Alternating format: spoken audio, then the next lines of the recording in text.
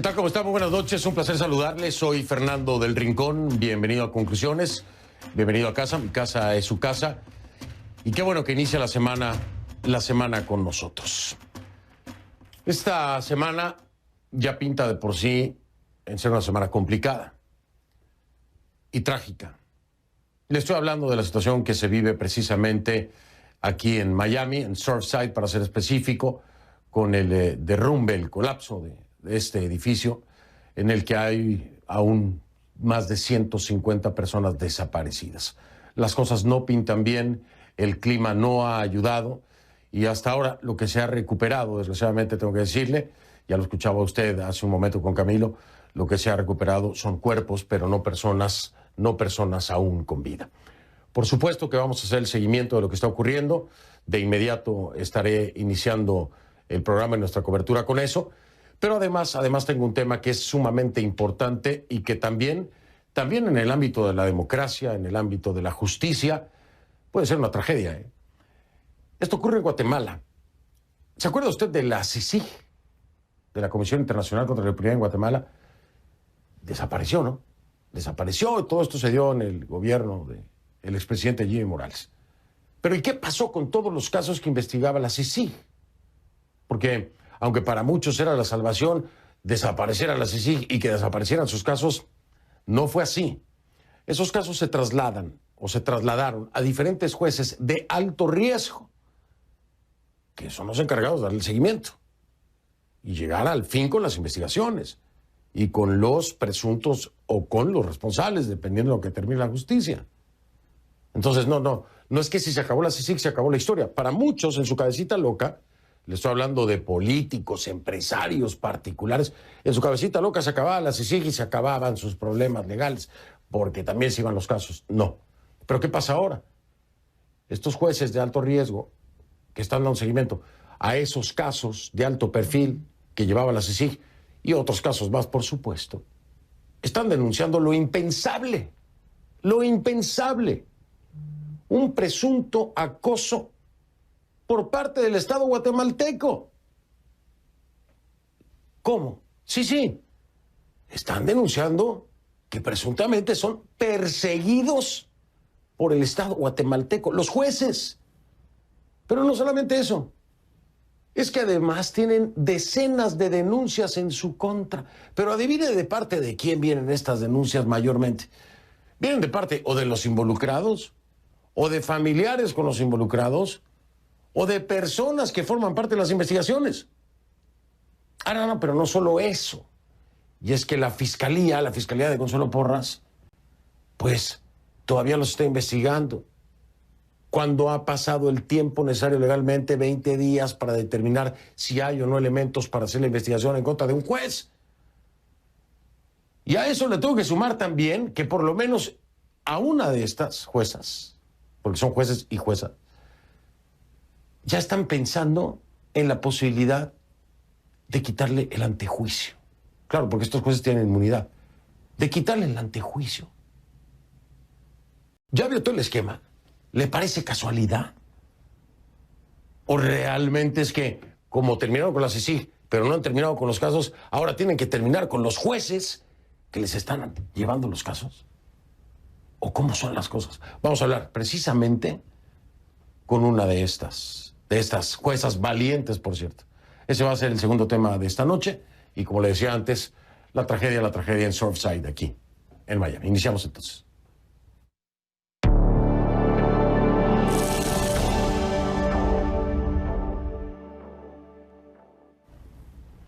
Le pido que a partir de ese momento me acompañe utilizando la etiqueta numeral Conclu Tragedia MIA de Miami. El hashtag es Conclu Tragedia MIA de Miami.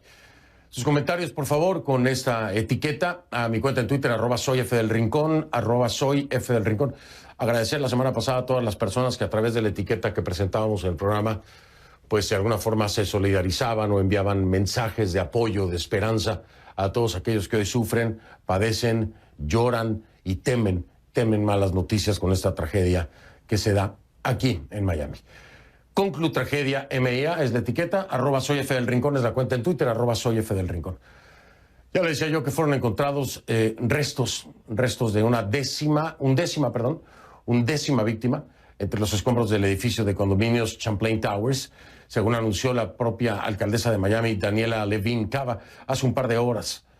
Todavía hay otras 150 personas, al menos 150, que permanecen desaparecidas. Este ya es el quinto día. Es el quinto día, la dura realidad nos enfrenta a que el tiempo se acaba.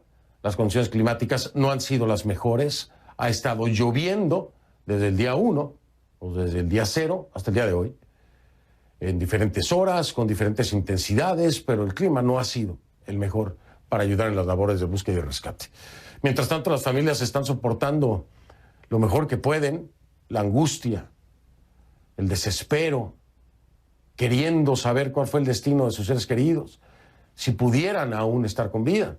Una de las rescatistas, que es Maggie Castro, nos pone frente a frente con la realidad. Dice, todavía estamos en modo de rescate, lo aclara.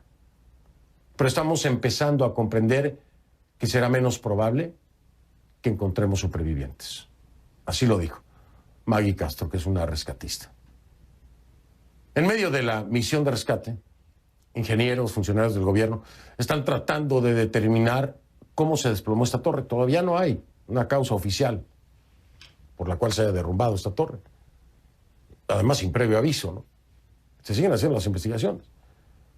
Lo que sí es que esto ha desatado una revisión y supervisión de edificaciones cercanas a la playa, también de construcciones realizadas en 1970, 1980, pero ojo, esto no solamente ha provocado que sea aquí en la Florida o en la zona de la costa de la Florida, también ya a nivel nacional están poniendo sus manos a remojar y están empezando a poner mucho más atención en inspecciones a edificaciones que se han construido ya con muchos años de antelación. Aquí aún no hay respuestas claras. Los primeros indicios apuntan a que alguna falla en los tramos inferiores del edificio de 13 pisos. Los ingenieros forenses tienen que examinar las columnas de la planta baja. Al menos así lo explicó Sinisa Collar, que es un ejecutivo de ingeniería. Rafael Romo está cerca del edificio, cerca de la zona cero. Me voy a enlazar en vivo con él. Rafa ha estado haciendo la cobertura durante todo el fin de semana, por supuesto, desde el viernes que llegó ahí. Rafa, ¿cómo estás? Buenas noches. Me imagino que el escenario es pues bastante desolador y además la esperanza va disminuyendo, Rafa. Es difícil aceptar realidades como esta. Buenas noches. Sí, es una muy buena palabra para describir lo que está sucediendo aquí en este lugar, Fernando, desolador. Y lo que mencionabas sobre las primeras indicaciones de qué pudo haber fallado, específicamente los ingenieros se refieren a los cimientos, las columnas, el estacionamiento subterráneo, donde con base a la información obtenida hasta ahora, los ingenieros consultados por CNN dicen que podría, y subrayo podría estar el problema. Y hay un nuevo desarrollo, Fernando. Un empleado de una empresa de reparación de piscinas dice que encontró grietas preocupantes y agua estancada en un sótano adyacente a la piscina días antes del colapso. Su reacción, bueno, dijo, ¿por qué no le han dado mejor mantenimiento a este edificio? Así fue como explicó el hallazgo una periodista del Miami Herald que publicó originalmente esta nueva revelación sobre el estado en el que se encontraba el edificio. Vamos a escuchar lo que dijo. We saw a bunch of standing water. This is the basement garage under the pool deck. Saw a bunch of standing water and then entered the pool equipment room where he saw cracks in the concrete, everything that was just described, that rebar, degraded concrete, and thought, wow, why haven't they maintained this building better? Y mientras tanto, el proceso de remoción de escombros como parte de la operación de búsqueda y rescate avanza, pero muy lentamente. Sobre esto le pregunté a la alcaldesa de Miami-Dade más temprano y me dijo que tienen que hacerlo de esa forma porque además de que no quieren poner en riesgo la vida de posibles sobrevivientes y rescatistas, cada fragmento, y esto es muy interesante, cada fragmento que sale de este lugar es considerado como evidencia forense. Poco después, la alcaldesa Daniela Levine Cava actualizó las cifras de muertos y desaparecidos en una conferencia de prensa. Escuchemos lo que dijo.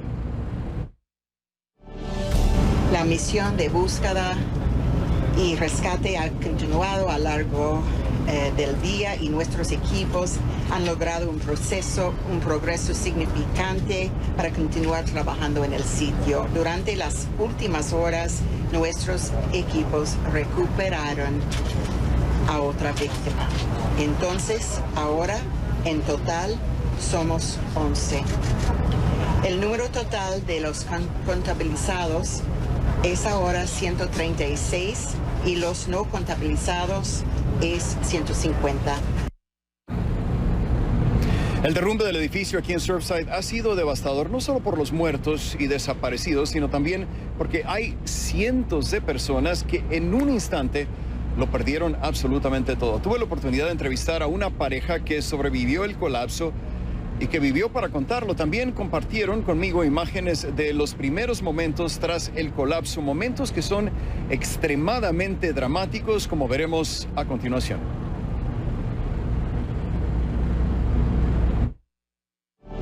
Amy, ay Dios mío, se acaba de caer el edificio, manita.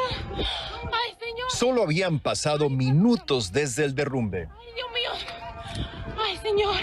Estamos bien. Ay, padre. Dice para él que estamos bien. Estamos bien, gracias. Estas imágenes muestran el momento en el que una pareja finalmente se pone a salvo tras el colapso. Estoy atrás, señor, el edificio se cayó.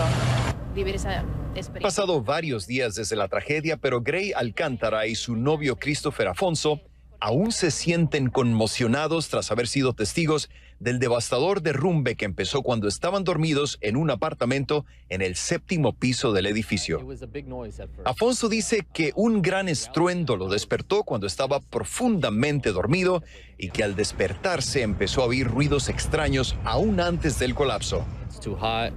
Además, dice, en la parte del edificio donde ellos estaban, se fue la luz.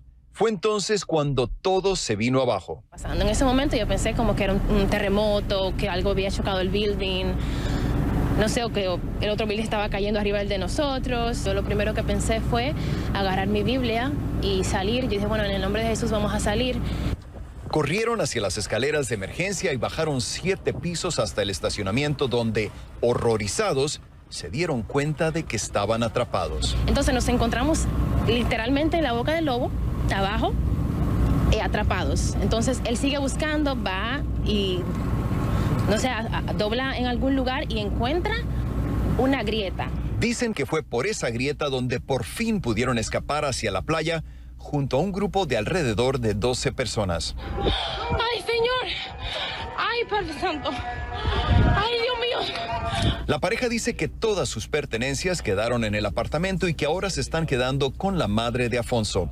Pero aseguran sentirse bendecidos por 2 razones: haber sobrevivido la tragedia y el hecho de que la hija de Alcántara, de 9 años, no estaba esa noche en el edificio.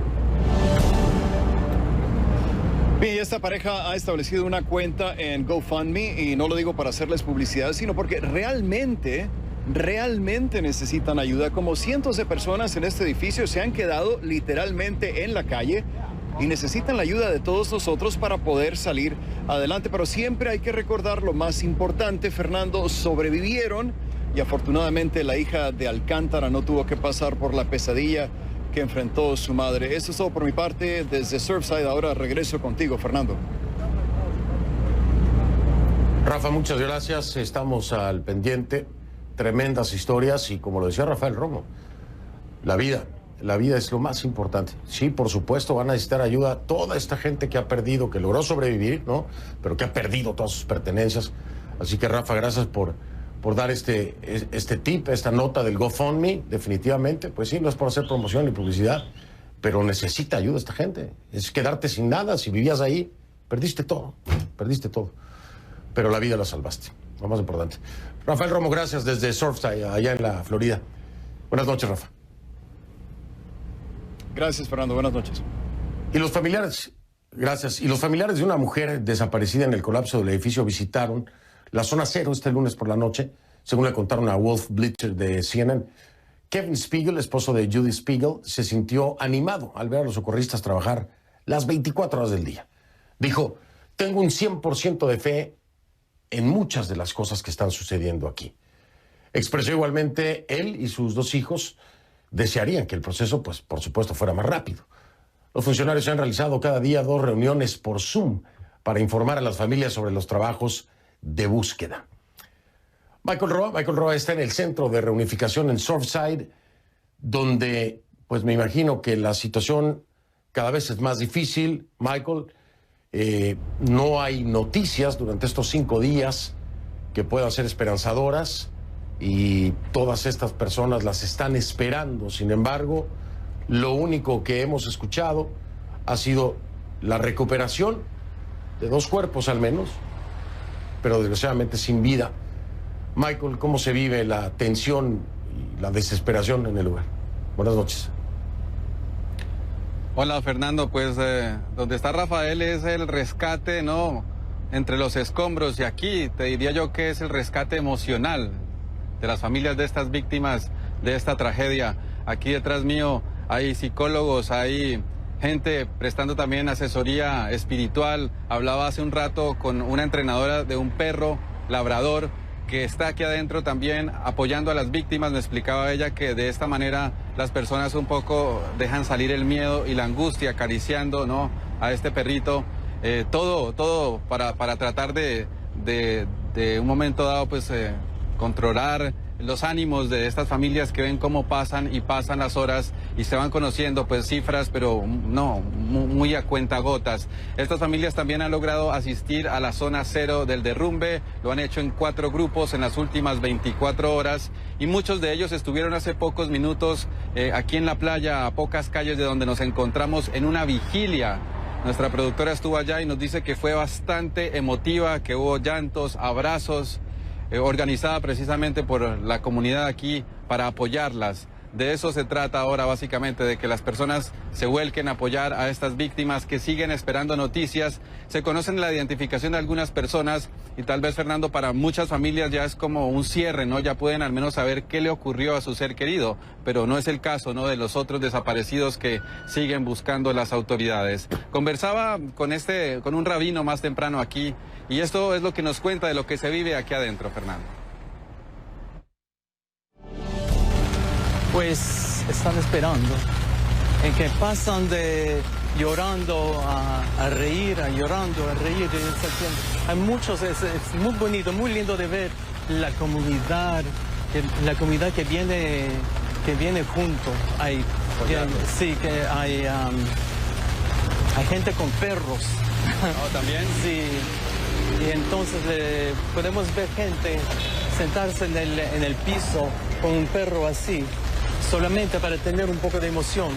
De vez en cuando tenemos que tener la mano solamente, hablar no, solamente estar allá con él. Aquí a veces salen, Fernando, se asoman, las familias les han puesto una manilla de color rosado, ¿no?, para poder identificar a las autoridades cuando arman el perímetro. No hemos podido acceder a muchos de ellos y también entendemos, ¿no?, por lo que están pasando después de, pues, no tener noticias. Hablábamos, Fernando, los dos hace 72 horas y prácticamente estamos en la misma situación, ¿no? Continúa el rescate, sí han habido, pues, recuperación de cuerpos, pero pues las personas todavía siguen esperando como un milagro. Tal vez te podría decir qué es lo que se siente aquí en este lugar, ¿no?, en este hotel donde están las familias alojadas, Fernando. Lo dices bien, Michael. Yo lo estoy alertando desde la semana pasada por la forma en que colapsó el edificio. Será muy difícil que se puedan encontrar sobrevivientes bajo los escombros. La estructura no cayó de lado, cayó placa sobre placa y eso hace que se disminuya muchísimo la posibilidad de sobrevivir. Pero, como lo decías tú, lo retomo, al día de hoy, con las horas que han pasado, con el clima que hemos enfrentado, cualquier persona que logre ser encontrada con vida es un milagro. Y ojalá haya muchos milagros, Michael. Muchos, pero en efecto, Ojalá. Sería prácticamente un milagro. Ojalá, Michael. Gracias, Michael. Estamos al pendiente y pues nada, manejar la situación emocionalmente también, porque no es fácil. Un abrazo, buenas noches. Un abrazo, saludos. Hasta luego, Michael. Voy a hacer una pausa. Hasta ahí dejamos la cobertura de Surfside, aquí en la Florida, con el colapso de este edificio residencial. Si hubiera nueva información, no tenga duda que aquí en el programa se la doy a conocer. Si tenemos algo relevante que comunicarle, por supuesto que aquí estaré al pendiente junto al equipo de producción. Vamos a entrar en el tema entonces que ya le había anunciado, que tiene que ver con Guatemala. Esto va a ser al regresar. Son jueces que están a cargo de importantes casos de alto perfil, casos penales, por supuesto. Están denunciando persecución. Persecución por parte del Estado, por parte del Estado. Es decir, del gobierno, pues, de Yamatei, para que me entienda, el doctor Alejandro Yamatei. Persecución por parte del Estado. Voy a hablar con Erika Aifán. Ella es jueza del Tribunal de Mayor Riesgo, ganadora del premio Mujer Coraje 2021, que otorga el Departamento de Estado de Estados Unidos. Ya regreso con ella.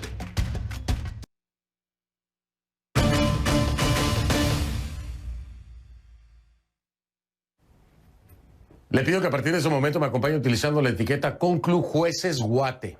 El hashtag es Conclu Jueces Guate de Guatemala, ¿no?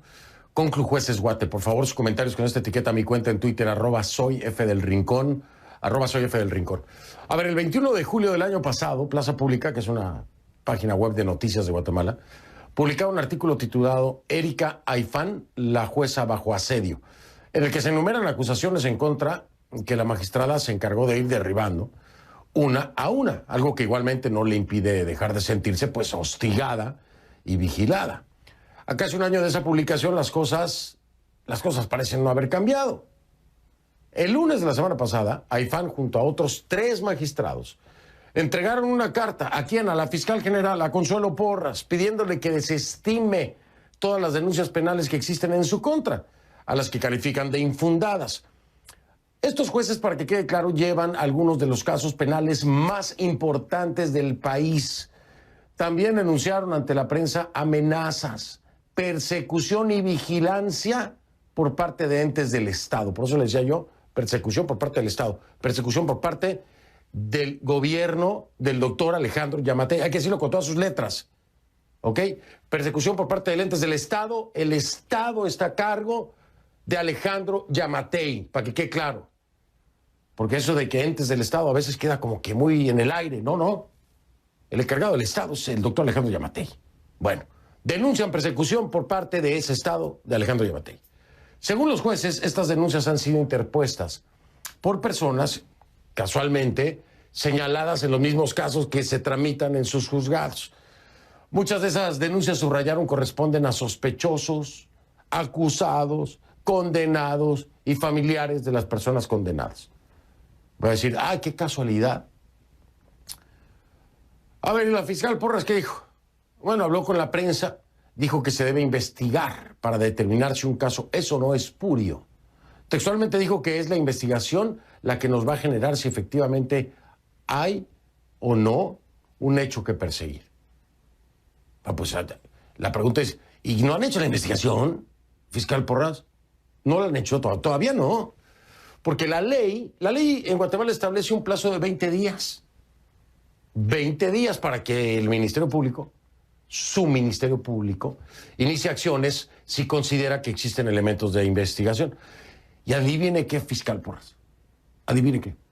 Muchas de esas denuncias ya pasaron hace rato los 20 días. Llevan hasta 9 años de conocerse.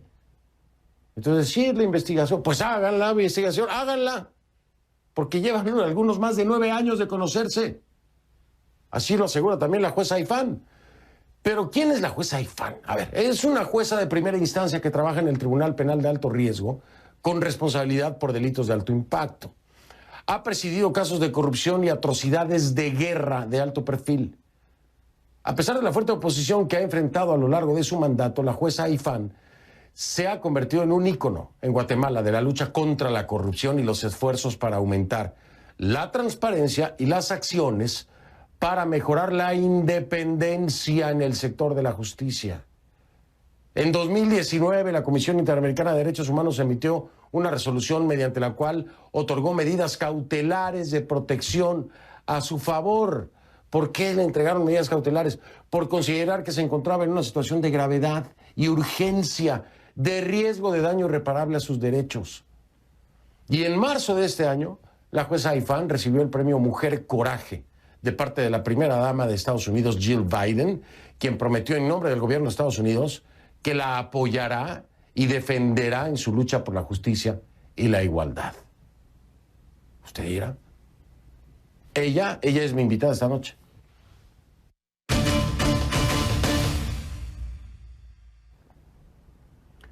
Le doy la bienvenida a Erika Aifán, jueza del Tribunal de Mayor Riesgo D, a quien le agradezco que me acompañe esta noche, además de su paciencia por todas las noticias en desarrollo que tuvimos la semana pasada. La estuvimos moviendo, ella entendió, por supuesto, pero esta noche está aquí conmigo. Jueza, gracias por estar aquí. Buenas noches. Gracias por la oportunidad de poder dirigirme a ustedes en nombre de varios compañeros jueces y juezas que trabajamos en los juzgados de mayor riesgo, desde donde conocemos los casos de más alto impacto que se han develado en la actualidad en mi país, en Guatemala. Jueza, déjeme regresar un poco en el pasado para establecer antecedentes que son sumamente importantes. Esta lucha que se dio en el gobierno del expresidente Jimmy Morales para terminar con la CICIG, que finalmente logró su cometido. Pero los casos no se perdieron así nada más, ¿no? No salió la CICIG y los casos se enterraron. Muchos de esos casos los tienen ustedes en sus manos, ¿no? Así es, la Comisión Internacional contra la Impunidad en Guatemala era un querellante adhesivo, es decir, un sujeto procesal que ayudaba al Ministerio Público en la presentación de los casos ante los tribunales. La salida de la Comisión Internacional contra la Impunidad en Guatemala no genera en automático el cierre de esos casos. El Ministerio Público sigue estando a cargo de la presentación de esos casos en los juzgados y tribunales de mayor riesgo principalmente, y pues estos órganos jurisdiccionales estamos obligados por ley a continuar con la tramitación, resolviendo conforme a derecho lo que procede. Le quiero hacer una pregunta, tal vez sea ambigua, siéntase en la libertad de responderme o no. ¿Usted cree que la intención de desaparecer la CICIG tenía, en muchos de los casos, el interés de desaparecer esos expedientes y casos que hoy ya tienen ustedes? Quiero decirle que a través de algunas acciones que nosotros hemos venido analizando con mis compañeros jueces y juezas, consideramos en términos generales, en el contexto en el que vive mi país, que sí podría existir una estrategia de grupos de poder precisamente para frenar esa lucha contra la corrupción y la impunidad, que es lo que se ha atacado desde la creación de los juzgados de mayor riesgo y la Fiscalía Especial contra la Impunidad, que tal y como usted mencionó en algún momento, estuvo acompañada por una comisión internacional y que fue importante ese acompañamiento durante el desarrollo de los procesos. Sin embargo, tal y como usted lo ha mencionado y como se lo he referido hace un momento, los procesos no terminan por la desaparición o la exclusión de ese creyente adhesivo.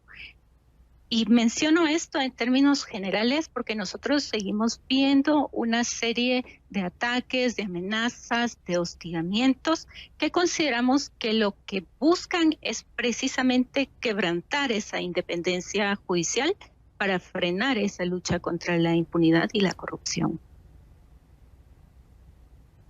Entonces esto no es casualidad.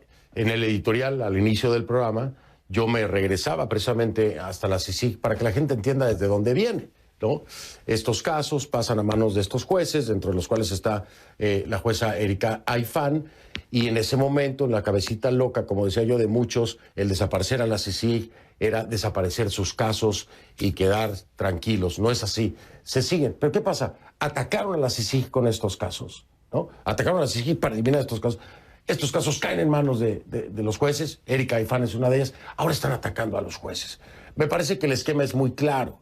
Ahora, cuando habla de grupos de poder, jueza Aifán, no me dé nombres, por supuesto que nunca le haré esa pregunta, pero deme ámbitos. Es decir, grupos de poder en el ámbito empresarial, en el ámbito de la política, ¿en qué ámbitos están estos grupos de poder que hoy usted denuncia, presionan a usted, a sus compañeros y que incluso hostigan y persiguen.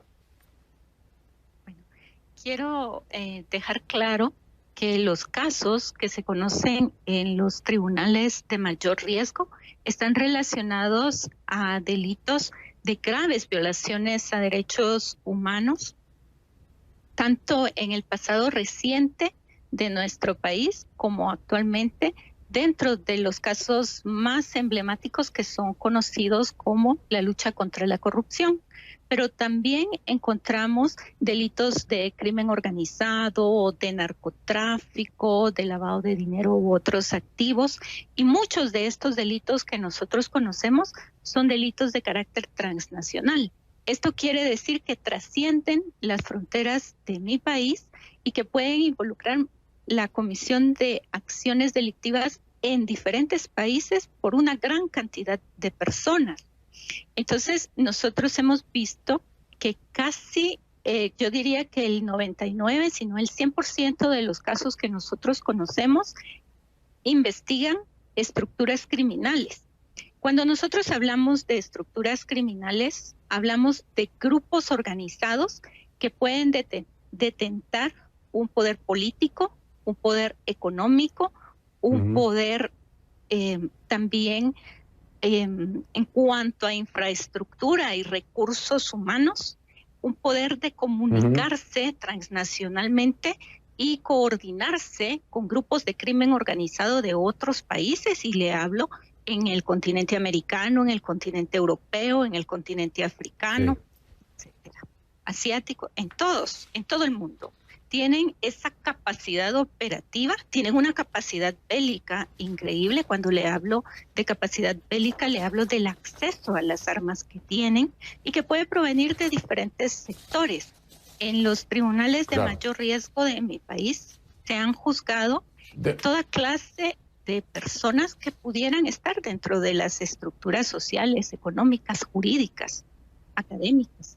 Juez Aifán, déjeme, perdón que le interrumpa, déjeme marcar una pausa para regresar y entendamos que dentro de estas estructuras, pues obviamente, cuando es grupos criminales, ¿no?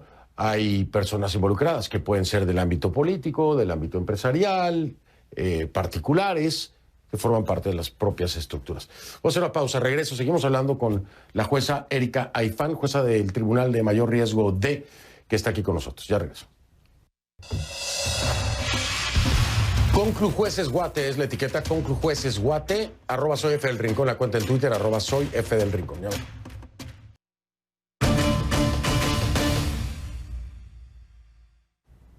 Estoy de vuelta con Erika Aifán, jueza del Tribunal de Mayor Riesgo D de Guatemala, quien me acompaña. Jueza, aquí hay algo más allá del hostigamiento, o bueno, como parte de, ¿no? No sé si usted considera que están utilizando la estructura de justicia, pero más allá de la vigilancia que les puedan poner, de los seguimientos que les estén haciendo por parte del Estado, en fin, aquí hay algo particularmente con usted que pareciera que buscan llevarla a la cárcel. Estoy hablando de la Corte de Constitucionalidad, en donde ya se ha definido que se debe continuar con el trámite que está solicitando su antejuicio, es decir, quitarle la inmunidad. Casualmente, partiendo todo de la investigación que estaba manejando, en la que estaría presuntamente involucrado Gustavo Alejos, el exsecretario privado de la presidencia, también operadores de justicia, políticos, y todo esto para colocar a personas como ellos querían en procesos de elección de magistrados, de salas de apelaciones y de la Corte Suprema de Justicia.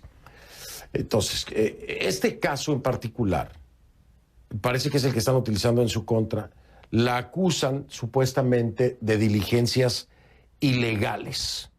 Eso es lo que están diciendo. El caso se llama Comisiones Paralelas 2020. ¿Qué tiene que decir acerca de todo este movimiento, de lo que ha determinado la Corte de Constitucionalidad con respecto al antejuicio? Bueno, debo indicar que efectivamente fue presentada una denuncia en mi contra por el Instituto de Magistrados de Apelaciones, que reúne al 95% aproximadamente de los magistrados de las Cortes de Apelaciones del país, que son los que conocen en una instancia superior de las resoluciones que nosotros los jueces emitimos. Ellos han denunciado que pude haber vulnerado su derecho de antejuicio al haber autorizado investigaciones, en ese caso concreto que usted menciona, lo cual no es así. La Corte Suprema de Justicia le dio trámite y la Corte de Constitucionalidad anterior otorgó un amparo provisional. Sin embargo, la actual Corte de Constitucionalidad ha estimado procedente que continúe con las diligencias de antejuicio en mi contra. Entonces, fija un panorama bastante difícil en mi situación jurídica y en la certeza jurídica, porque vemos que está en relación con un alto número de magistrados, tanto de salas de apelaciones como de Corte Suprema de Justicia, así también de la Corte de Constitucionalidad, que en una de sus últimas resoluciones fija una ventaja procesal para la Corte Suprema de Justicia.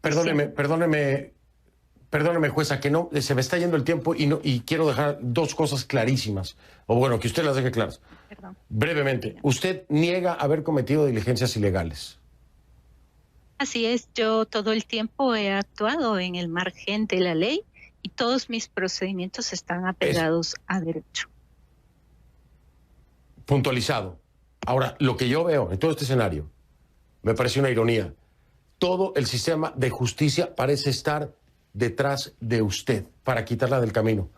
Esta es la segunda puntualización. ¿Así lo siente usted? Están utilizando el propio sistema de justicia en el que usted trabaja en contra suya.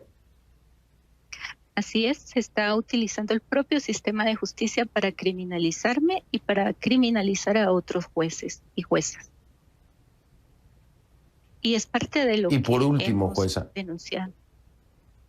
Sí, es lo que han denunciado. Por último, ¿qué hacer si finalmente determinan su antejuicio? ¿Qué hacer, Erika Aifán? ¿Qué puede hacer contra el propio sistema de justicia en su contra, siendo jueza? ¿Qué hacer? Bueno, quiero indicarle que siempre me he sometido a los procedimientos legales de mi país, pero en este momento ya estamos analizando otras medidas en el sistema internacional de protección a derechos humanos y cuento con el apoyo del PAN Center, con quienes ya estamos tomando algunas acciones en concreto para proteger mi independencia judicial y también mi integridad y mi vida, que están en riesgo con todas estas amenazas, seguimientos, hostigamientos que se han dado. Es increíble lo que me está diciendo. De verdad que me dio un déjà vu con, antes de que fuera candidata a la presidencia con la exfiscal Tel Maldana. Me dio un déjà vu. Es una plática muy similar, muy similar. Es increíble. Gracias, jueza. De verdad que es usted muy valiente. Gracias por hablarlo aquí conmigo. Le vamos a dar seguimiento, por supuesto. Espero poder hablar con sus colegas también, para escucharlos a ellos también y visibilizar esto que es una locura. Una locura. El propio sistema de justicia en contra de jueces que llevan casos de alto riesgo es impensable. En fin, jueza, le mando un abrazo, la mejor de las suertes. Gracias. Le agradezco mucho el espacio y reitero mi compromiso en esa lucha contra la corrupción y la impunidad. Feliz noche y muchas gracias de nuevo. Feliz noche. Gracias a usted, Erika Aifán, jueza del Tribunal de Mayor Riesgo desde Guatemala. Oiga, le digo algo antes de irme a la audiencia, ¿no? Y allá a Guatemala. Acuérdese de una cosa. El tema de la lucha contra la corrupción ya no es nada más Latinoamérica. Es interés de Estados Unidos. Así que cuidado. Doctor Yamatei. Bueno, ahí está. Usted sabrá. Ahí usted sabrá. A una pausa y regreso.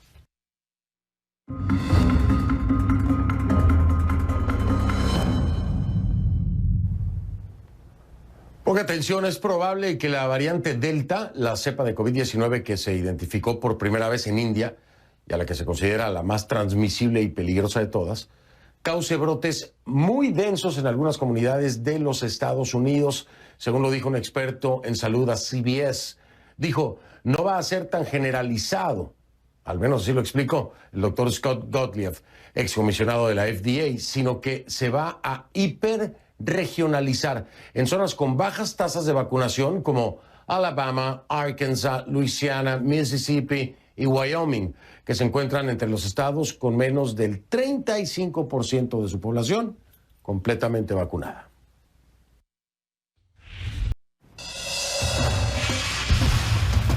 F del Rincón es la cuenta en Instagram, F del Rincón en Instagram.